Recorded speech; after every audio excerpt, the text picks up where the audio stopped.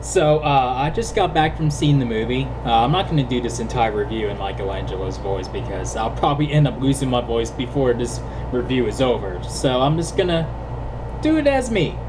Now, I just got back in from seeing the movie, and I'm gonna try to keep it spoiler free. So, if I feel any spoilers getting ready to slip out, I'm just gonna tell you, to stop the video there, and then there you go. But most likely it won't be any spoilers. But so yeah, I got back from seeing the movie, and it was pretty decent. Actually, I had fun with it. I had quite a bit of fun with it. I didn't have any high hopes for it. I know it was more it was like leaning towards the kids of this generation, and that's how I took it. But some things I didn't like. I'm gonna say that I predicted that I would not like Tyler Perry as Baxter Stockman. Yeah, that's still the same. His performance did not change my mind. I'm just like, why the fuck did they cast him? And don't pull the race card. Him being black has nothing to do with it.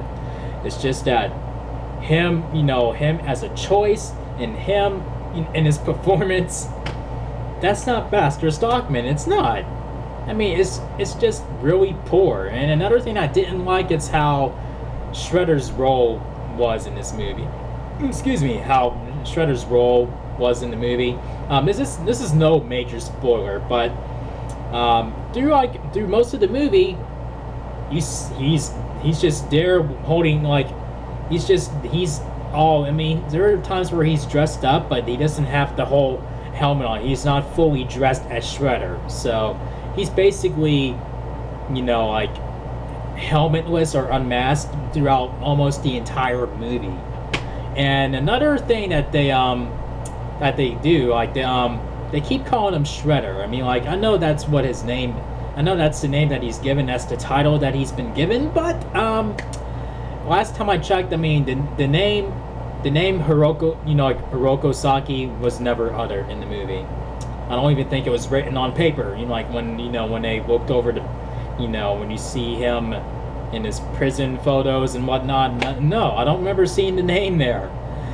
And but about Bebop, Bebop and Rocksteady, and Krang, obviously, it was really awesome to see them. Bebop and Rocksteady were two goofy goofballs, two idiots, but they were still fun to watch. I think they're almost as dumb in this movie than they were in the original cartoon back in the 80s. That's my opinion. They stay true to who they are, and even before they were turned into mutated animals, they were very over the top characters. Oh my gosh! And Casey Jones, good, pretty cool pick for for the character Stephen Amell. He was a cool pick, but his character was poorly developed. I don't even think his character was developed really. He's just there. That's just how his character is treated in this movie. And surprisingly, the same. I thought this even in the first movie, the first movie to this version of the Ninja Turtles, Megan Fox was not. She was nowhere near the obvious choice for April O'Neil, but in her performance as April, I was afraid she was gonna make April, give April this slutty personality and whatnot, but she doesn't. I think she had a decent performance as April, and both in that first movie and in this one, and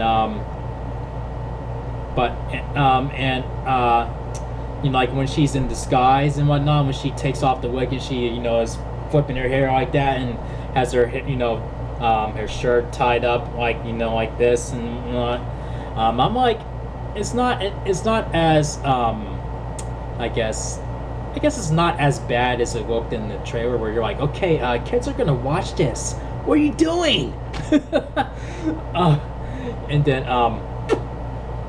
I gotta say, it was really cool to see, Krang, like brought to life finally. I mean, it would have been great. I would have loved for them to do that when I was a youngin. Like when I was a kid back when they were doing the other live action movies, the original ones. But I mean, I guess as they say, better late than never. But they didn't have to bring Krang or the Technodrome or Bebop and Rocksteady into this movie. But I'm glad that they went out of their way and decided, yeah, okay, let's, not disappoint the nostalgic fans and, fans of the Turtles in general. Just, let's bring them into the fold, and I'm glad that they did. But, and I get it. Some people may think, well, Shredder, like Turtles versus Shredder, that's been done too many times in all the movies. Like, duh, duh, duh, duh. I mean, I get that, but why it would be more. Some people may like how Shredder's role is in this movie and how Krang's role is in this movie, because Krang is like he seems like the main villain of the movie, and in my opinion. I mean, it's not even an opinion; it's a fact. He's like basically the main baddie of the movie. So some of you may be satisfied, like, okay, yeah, let's see them have a throwdown with Krang, and whatnot. I mean, and they do have quite a bit of a throwdown. And how in the other movies, like when it's Raphael, when he makes a decision and all the rest of the turtles are against it, and especially Leonardo. Well, they mix it up in this movie. And it's in regards to how Bebop and Rocksteady were created, and that Donatello discovered that if that same kind of formula, or if it's like I guess if he peaked it a little bit, you can use it on the turtles and it can turn them human, and they're given the option, like, do you turn human and not have to hide anymore, or do you stay proud of who you are, and whatnot. So I'm glad that they threw that in there, and I'm glad that they changed Splinter's look quite a bit in this movie. He looks more like a rat rather than rather than how he looked in that first movie. Oh my gosh. I mean, he looks more like Splinter in this movie, and he behaves more like Splinter in the movie, and I have to say, April and Casey Jones, they have no chemistry. None. None at all. I mean, I'm just like, okay, I don't see it. I don't see any chemistry between Megan Fox and Stephen Amell. I just don't see it. I'm sorry. It's not there. It's not there for me. But I can't figure out what flaw stood out the most, like a sore thumb. Like, was it Tyler Perry's portrayal as Baxter Stockman? Was it Shredder's role in the movie? Or was it, Casey Jones' character development? All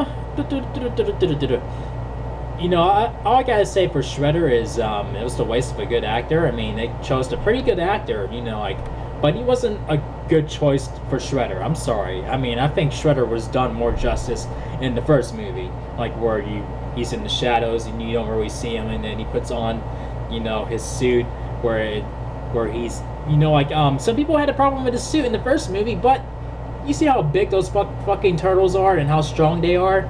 I mean, he needs to even the playing field a little bit. Otherwise, he would be getting his ass whooped like his like the foot soldiers. I mean, come on. So even the playing field a little bit. Give him the suit that where his strength can match the turtles, and boom, he just kicks their asses. So Shredder was done more justice in the first movie.